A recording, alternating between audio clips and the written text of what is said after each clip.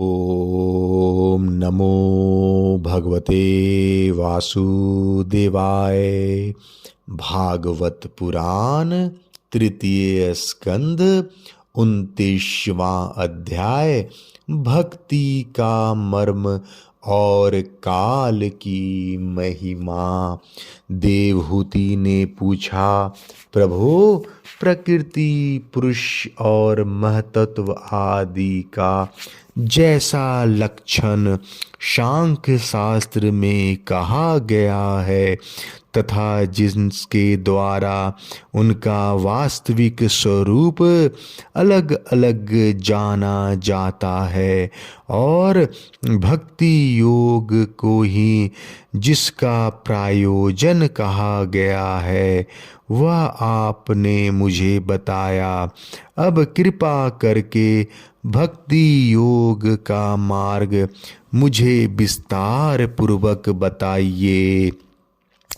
इसके सिवा जीवों की जन्म मरण रूपा अनेक प्रकार की गतियों का भी वर्णन कीजिए, जिसके सुनने से जीव को सब प्रकार की वस्तुओं से वैराग्य होता है, जिसके भय से लोग शुभ कर्मों में प्रवृत्त होते हैं, और जो ब्रह्मादि का भी शासन करने वाला है, उस सर्व शर्मर्थ काल का स्वरूप भी आप मुझसे कहिए। ज्ञान दृष्टि के लुप्त हो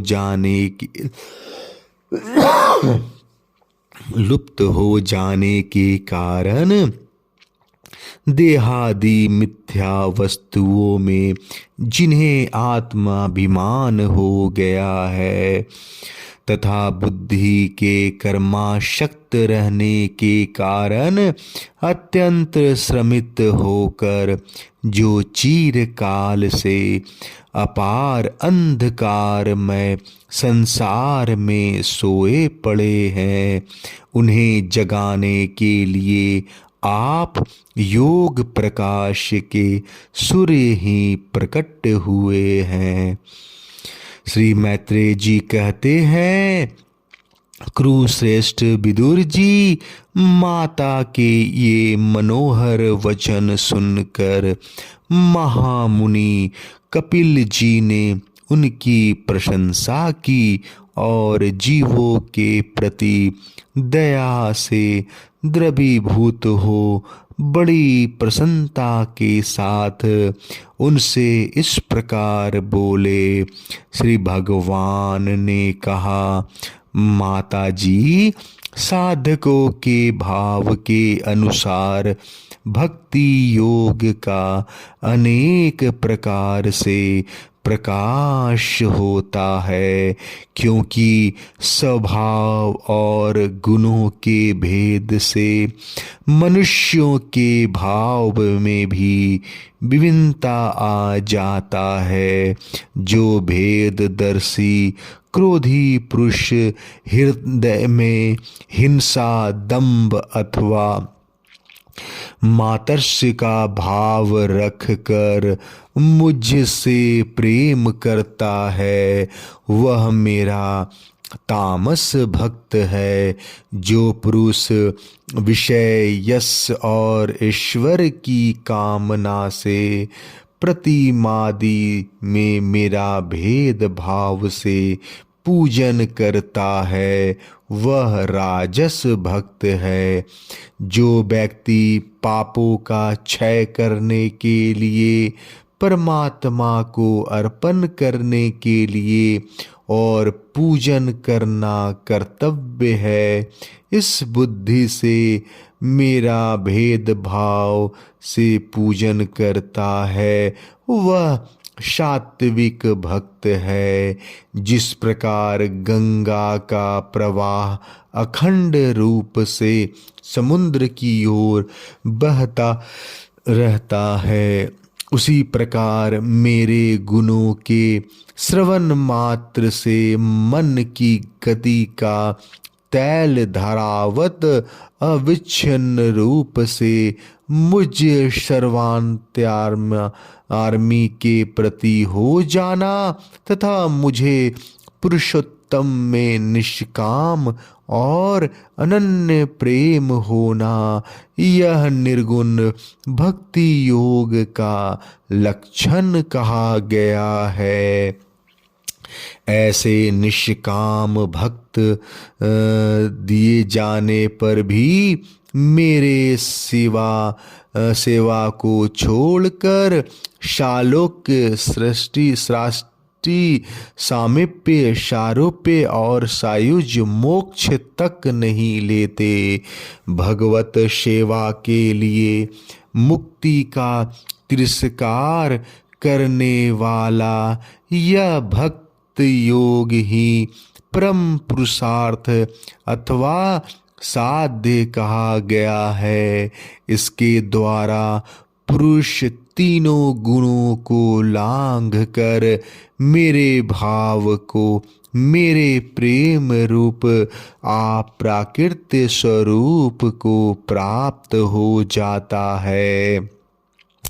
निष्काम भाव से श्रद्धा पूर्वक अपने नित्य नैमित्तिक कर्तव्यों का पालन कर नित्य प्रति हिंसा रहित उत्तम क्रिया योग का अनुष्ठान करने, मेरी प्रतिमा का दर्शन स्पर्श पूजा स्तुति और वंदना करने, प्राणियों में मेरी भावना करने, धैर्य और वैराग्य के अवलंबन, महापुरुषों का मान, दीनों पर दया और समान स्थिति वालों के प्रति मित्रता का व्यवहार करने, यम नियमों का पालन, अध्यात्म शास्त्रों का श्रवण और मेरे नामों का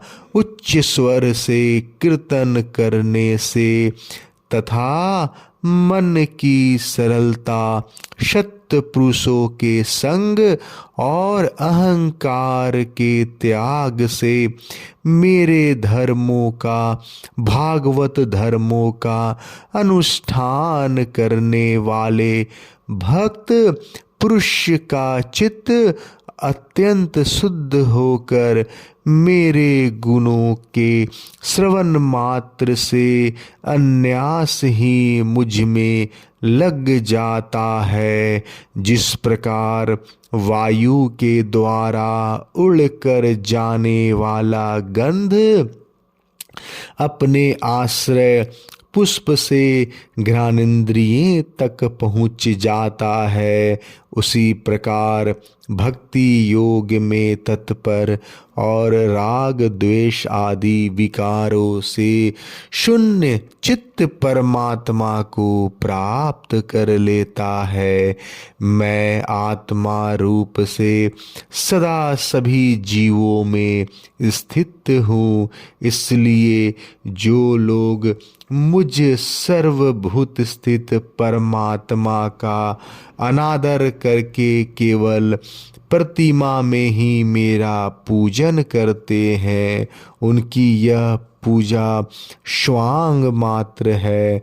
मैं सबका आत्मा परमेश्वर सभी भूतों में स्थित है।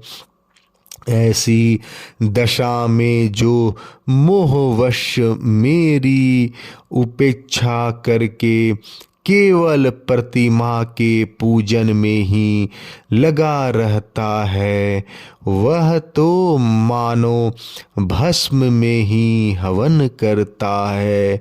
जो भेददर्शी और अभिमानी पुरुष जो दूसरे जीवों के साथ बैर बांधता है और इस प्रकार उनके शरीर में विद्वान मुझ आत्मा से ही द्वेष करता है, उसके मन को कभी शांति नहीं मिल सकती। माता जी दूसरे जीवों का अपमान करता है। वह बहुत सी घटिया बढ़िया सामग्रियों से अनेक प्रकार के विधि विधानों के साथ मेरी मूर्ति का पूजन भी करे तो भी मैं उससे प्रसन्न नहीं हो सकता। मनुष्य अपने धर्म का अनुष्ठान करता हुआ तब तक मुझ ईश्वर की प्रतिमा आदि में पूजा करता रहे जब तक उसे अपने हृदय में एवं संपूर्ण प्राणियों में स्थित परमात्मा का अनुभव न हो जाए। जो व्यक्ति आत्मा और परमात्मा के बीच में थोड़ा सा भी अंतर करता है उस भेददर्शी को मैं मृत्यु रूप से महान भय उपस्थित करता हूँ।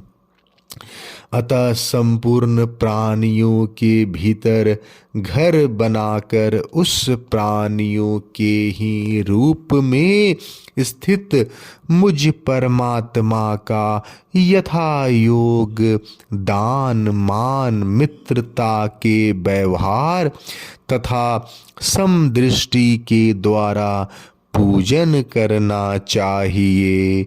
माता जी पाषाण आदि अचेतनाओं की अपेक्षा वृक्ष आदि जीव श्रेष्ठ हैं।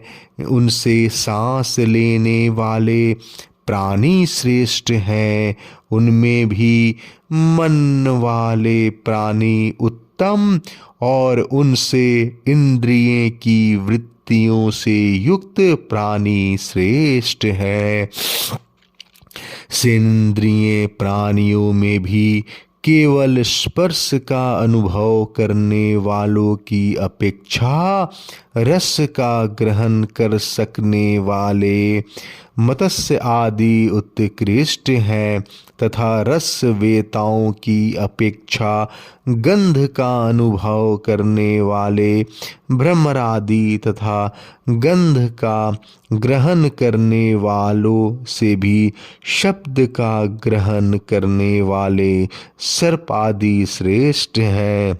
उनमें भी उनसे भी रूप का अनुभव करने वाले काक आदि उत्तम है और उनकी अपेक्षा जिनके ऊपर नीचे दोनों ओर दांत होते हैं वे जीव श्रेष्ठ हैं। उनमें भी बिना पैर वाले से बहुत से चरणों वाले श्रेष्ठ हैं तथा बहुत चरणों वालों से 4 चरण वाले और 4 चरण वाले से भी 2 चरण वाले मनुष्य श्रेष्ठ हैं। मनुष्यों में भी 4 वर्ण श्रेष्ठ हैं।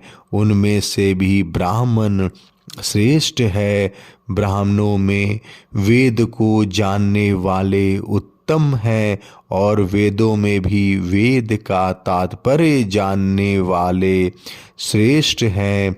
तात्पर्य जानने वालों से संशय निवारण करने वाले उनमें से भी अपने वर्णाश्रमच्युत धर्म का पालन करने वाले तथा उनमें भी आसक्ति का त्याग और अपने धर्म का निष्काम भाव से आचरण करने वाले श्रेष्ठ हैं।